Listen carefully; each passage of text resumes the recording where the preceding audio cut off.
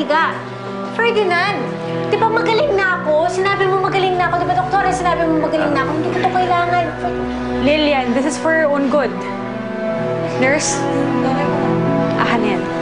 Doktora, ano yan? Doktora, hindi ko kailangan ng gamot. Magaling na ako, Ferdinand. Ferdinand, hindi ko kailangan yan. Ferdinand, maawa ka sa akin. Please, maawa ka. Huwag ka maniwala ko. Sumunod ka lang kay Doktora Lilian. Ferdinand, please, maawa ka naman sa akin. Doktora, hindi ko kailangan yan. Kailangan mo to. Doktora! Doktora, magaling na. Doktora.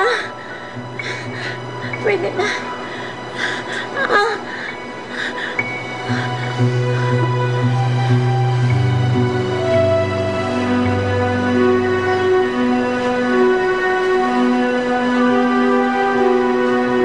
Dali mo na siya dun sa counter.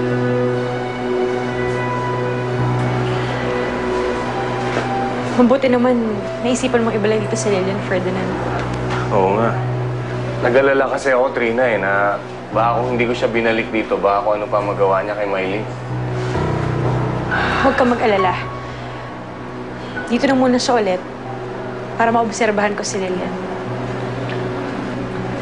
Salamat, Trina.